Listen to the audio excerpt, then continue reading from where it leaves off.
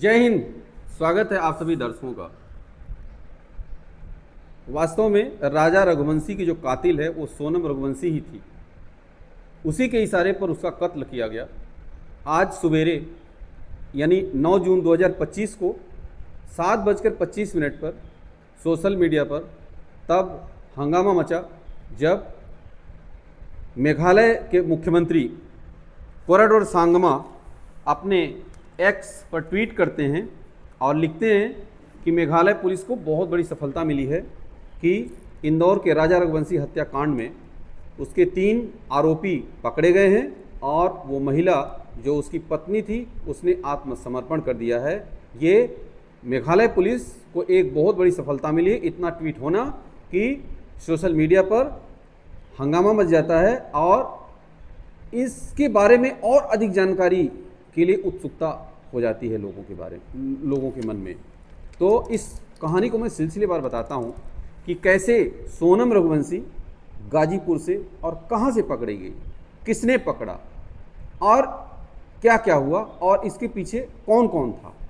पूरी बात मैं आपको सिलसिलेवार बताता हूँ। आज सवेरे जब एक होटल यानी गाजीपुर का नंदगंज थाना, जहाँ पर कि एक ढाबा था जिसका नाम था काशी चाय का जायका और जिसके मालिक साहिल यादव होते हैं, और वहाँ एक लड़की काले टी शर्ट में और काली जींस में खड़ी हुई, यानी अपने आप में मायूस सी, असहज सी। वहाँ जो सुबह एक काम करने वाला लड़का होता है वो देखता है कि ये लड़की काफ़ी देर से यहाँ खड़ी है, न किसी से बात कर रही है, न कुछ हरकत कर रही है, मायूस सी बिल्कुल खड़ी हुई है। तो वो जा कर के पास से पूछता है कि बहन क्या हो गया, दीदी क्यों परेशान है। नहीं बोलती है। फिर पूछता है दीदी क्या हो गया बताओ, तो नहीं बोली। फिर जब तीसरी बार पूछता है कि दीदी क्या हो गया, बोलती है कि मुझे फ़ोन में बात करना है, मुझे बात करा दीजिए। वो जो है बोली ठीक है मैं बात कराता हूँ कि, और वहाँ जो अगल बगल लोग बैठे थे इस ढाबे में, लोगों ने बोला होगा कि किसी ने बोला होगा कि भैया फ़ोन दे दो, बात कर लेगी, फिर वापस कर देगी फ़ोन। लेकिन लोगों ने मना कर दिया, बोला नहीं हम फ़ोन नहीं देंगे। फिर उस लड़के जो छोटू था अपने मालिक साहिल यादव को बुला के लाता है और साहिल यादव जी का फ़ोन जो है वो ले करके वो साहिल यादव पूछते हैं कि भैया बहन क्या हो गया। वो बताती है कि भैया हमारा फ़ोन नहीं है, फ़ोन से बात करा दीजिए, हमको घर में बात करना है। जब फ़ोन दे देते हैं, नंबर मिलाती है तो बात नहीं करती है, सिर्फ आंसू बहते हैं उसके, थोड़ी दूर पर जा कर के आंसू बहते हैं। अब ये सारा मैटर लोगों को समझ में आ जाता है कि देखिए इसके पीछे कोई ना कोई बड़ी राज है, और राज यही थी कि राजा रघुवंशी की हत्या का मामला।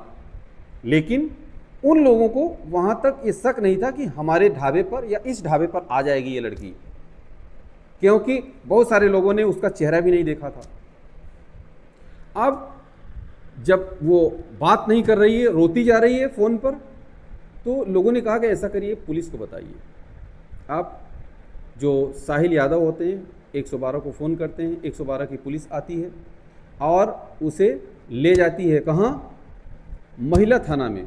महिला थाना में जैसे ही उसको ले जाते हैं, उससे पूछते हैं कि आपका नाम क्या है। बताती है सोनम रघुवंशी। आप कहाँ की रहने वाली हैं। बताती है कि इंदौर की।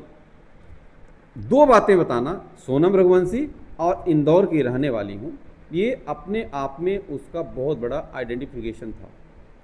इतना बताना कि पुलिस के पैरों तले से ज़मीन खिसक जाती है और पुलिस तुरंत अपने बड़े अधिकारियों को फ़ोन करती है और उत्तर प्रदेश की जो लॉ एंड ऑर्डर देखते हैं अमिताभ VS जी, उनको बताया जाता है।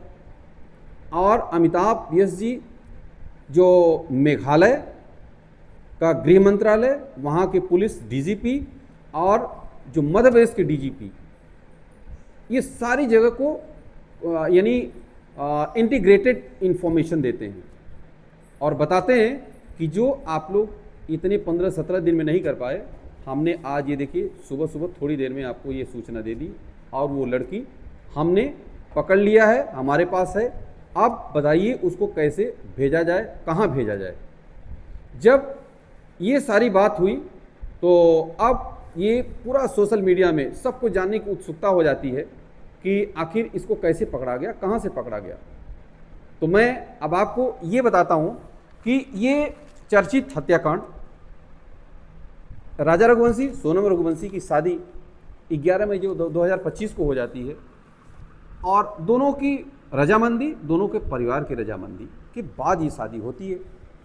शादी के बाद 20 मई 2025 को ये दोनों लोग प्लान करते हैं। प्लान पहले से था, लेकिन इन दोनों ने टिकट बुक कर रखा था। लेकिन जो राजा रघुवंशी की मां का जो बयान आ रहा है, उन्होंने जो बोला कि सोनम रघुवंशी ने ही वो मेघालय के लिए टिकट बुक कराई थी, और टिकट बुक कराते हैं गुवाहाटी तक के लिए। गुवाहाटी जाते हैं, गुवाहाटी से 60 किलोमीटर शिलांग है, और वहाँ से जो है आप कहीं भी किसी भी हिल स्टेशन में चले जाएंगे, चाहे नॉर्थ ईस्ट के हिल स्टेशन, चाहे ये शिलांग मेघालय, या आप लेह लद्दाख जम्मू कश्मीर, आप जहाँ भी जाएंगे आपको गाड़ी बुलेट या आपको स्कूटी मोटरसाइकिल कुछ न कुछ मिल जाएगी। अब ये वहाँ 20 तारीख को 20 मई को पहुँचते हैं। उसके बाद 20 से लेकर 29 मई 2025 तक का इन दोनों का ट्रिप था। जब जाते हैं तो लगातार बात होती रहती है, चाहे सोनम रघुवंशी है चाहे राजा रघुवंशी, उसकी अपनी माँ से, उसकी अपनी सासू से, हम कहाँ हैं, कैसे हैं, क्या कर रहे हैं, पल पल की फ़ोटो और वीडियो भेजते रहते थे दोनों की। हम देखो ये जा रहे हैं, हम यहाँ बैठे हैं, हम यहाँ से उतरे हैं और हम अब यहाँ पहुँच गए हैं। उसके बाद 23 मई को एक लावारिस स्कूटी मिलती है। उसके बाद 24 मई को परिवार से संपर्क टूट जाता है। परिवार से संपर्क ऐसे टूटता है कि राजा रघुवंशी की अपने माँ से, अपने परिवार से किसी से बात नहीं हो पाती है। उसके बाद सोनम रघुवंशी का जो फ़ोन था वो अचानक ऐसे जैसे कोई चढ़ाई चढ़ रही हो, यानी हाँफ रही थी, लंबी लंबी सांसें चल रही थी, और वो जो है बता नहीं पा रही थी। उसकी माँ फ़ोन की तो बोली कि मम्मी अभी फ़ोन रखिए, मैं बाप से बाद में बात करूँ, मैं चढ़ाई चढ़ रही हूँ। अब उसको शंका हो गया। अब जब बाद में बात करती हूँ, बाद से उसका फ़ोन लगा ही नहीं। उसका फ़ोन आज वो जब पकड़ी गई तब उसका फ़ोन भी नहीं, ये तो ऐसे ही दूसरे के फ़ोन से बात करने पर उसको लोगों को पता चला। 27 मई को सर्च के दौरान उसको एक बैग मिलता है। अब जब ये पूरा घटनाक्रम हो जाता है तो लोग यूट्यूबर्स से और तमाम सोशल मीडिया से संपर्क करते हैं और उनसे मदद मांगते हैं कि ऐसे इस घटना को पूरा वायरल करिए, सब हर जगह पहुंचाइए। तो गृह मंत्रालय भारत सरकार में जाती है, यानी गृह मंत्री अमित शाह तक भी ये बात पहुंचती है। मुख्यमंत्री हैं उनको बताया जाता है। मध्य प्रदेश के मुख्यमंत्री डॉक्टर मोहन यादव जी बात करते हैं। जो मेघालय के मुख्यमंत्री हैं, ये सब सारी कहानी होती है। फिर एनडीआरएफ को, एसडीआरएफ को और तमाम जो पर्वतारोही हैं और पुलिस जो है मध्य प्रदेश की और मेघालय की police search operation, joint operation एक लॉन्च करती है और जब खोजती है 2 जून को राजा का शव मिलता है और ये पूरा ड्रोन से और यानी तमाम जो भी हथियार अपनाया जा सकता था सारा कुछ अपनाया गया और देखा गया कि काफ़ी नीचे, पहाड़ी के नीचे कुछ दिख रहा है। जब देखा, नज़दीक गए तो विक्षिप्त अवस्था में एक शव मिलता है जो कि परिवार के लोगों ने पहचाना, उसका नाम लिखा था राजा। उसी से उनको, क्योंकि लाश भी पहचान में नहीं आ रही थी, 3 जून को राजा के मर्डर की पुष्टि हो जाती है। अब पूरे मामले में ये देखिए जो है विक्की ठाकुर और आकाश और आनंद और राज कुशवाहा जो इस पूरे मर्डर का मास्टरमाइंड है, ये सब सारे लोग पकड़े जा चुके हैं। अब आगे का वीडियो मैं आप सभी को बहुत जल्दी ही बताऊंगा, लेकिन जो लोग नए हैं चैनल पर सब्सक्राइब जरूर करिएगा।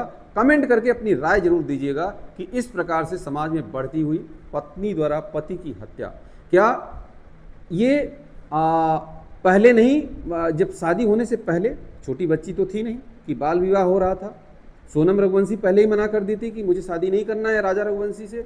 ये सब पूरा ड्रामा कि पहले शादी होगी, फिर हम शादी के बाद जाएंगे कहाँ, हनीमून मनाने, वहाँ पर अपने पुराने साथियों को बुलाएंगे, उसके बाद इसका मर्डर कराएंगे।